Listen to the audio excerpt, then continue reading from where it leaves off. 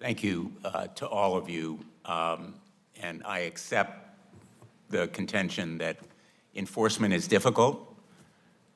I have spent most of my career as a prosecutor and law enforcer, and I hear constantly, as I did continuously when I was a prosecutor, that enforcement may be futile, but that is no excuse for failing to do better, particularly in this instance when Russian weapons using American technology are killing and maiming Ukrainians on the battlefield and in their cities, their schools, their hospitals, and their apartment houses. And that is the reason that President Zelensky feels so passionately about this cause and why he encouraged me personally to pursue it. So I begin with a working theory of the case, that these companies know or should know where their components are going, and that they have the capacity to trace and track those components well enough to do something more. Obviously, the government has a responsibility to enforce export controls. But Mr. Spleeter, you have talked just now about tracing, and I'd like to ask you about these four companies: Intel, Texas Instruments, AMD, and Analog Devices, and about the pattern that we've shown of the increase in these products going to just a few countries through third-party intermediaries. What can you tell us about what these companies know or should know? Thank you very much for your question. I'm going to disappoint you, I feel, because our methodology precludes us from pointing fingers at industry. We want to approach this issue with a collaborative approach. So we are sending trace requests to all the companies that we have identified for two reasons. The first one is to identify whether the components are genuine or not. That's very important. We know that there is counterfeit going around in weapons, and we certainly wouldn't want to point fingers at companies that are... Well, let me interrupt you just because my time is limited, and I apologize. But I'm not asking you to point fingers. You have asked these companies for whatever they know about tracing, correct? Correct.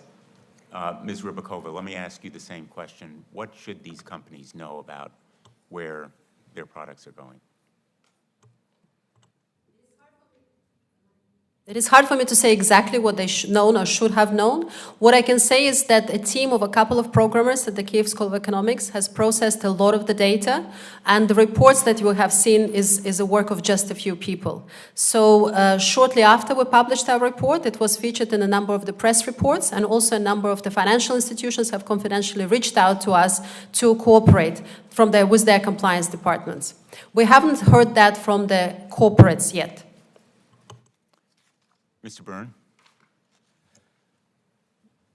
My personal position on this is, I take Damien's point, and I think the companies now know that many of their components, some may well be counterfeit, but likely tens of thousands of their components have ended up in Russian weapons platforms and in Iranian ones, and potentially, obviously, in North Korean ones. So they know that it's happening. They know that it's a significant issue. And if I were them, obviously I would be looking at my internal compliance departments, and I would be thinking, how far can I trace them? What can we do to improve our visibility in our supply chain? There are institutes like our colleagues, there is mine. We've done a huge amount on this. We've generated ourselves dozens and dozens of private intelligence reports on these supply chains. We're a small think tank in the United Kingdom. So if I were them, that's how I'm thinking, how do they do it? What can we do to copy that? And can we improve our ability to trace these components through the supply chains and identify bad actors? That's my position on it. I want to hold up a photo of a particular missile that was recovered on the battlefield. I understand that this photo features a type of missile that flies at very low altitudes, making it hard to detect. Low altitude, slow-flying drones or missiles are the next one of the ongoing present threats to both United States forces and Ukrainian forces, very difficult to intercept and counter. Mr. Spleeters, can you tell us about this weapon and the attack that it was used in? This is an Iskander cruise missile that one of my Ukrainian colleagues took a photo of.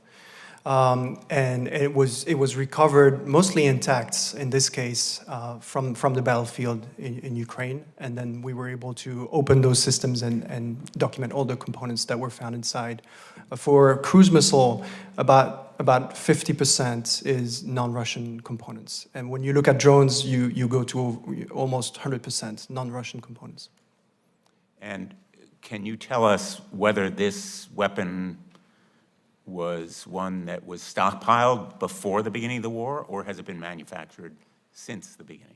So that's difficult for us to say, but we can make that determination by looking at the date of production of components. We found a lot of components that were produced before 2022, which seems to show that Russia has the intention to stockpile on components before their invasion, knowing that export control and sanctions would be hitting, and in a way to mitigate that effect. But more and more now, we are seeing components that are produced after February 2022, and that should be a concern for manufacturers. So we're seeing these components in weapons manufactured after the beginning of the war and after the sanctions were imposed? Correct. Thank you.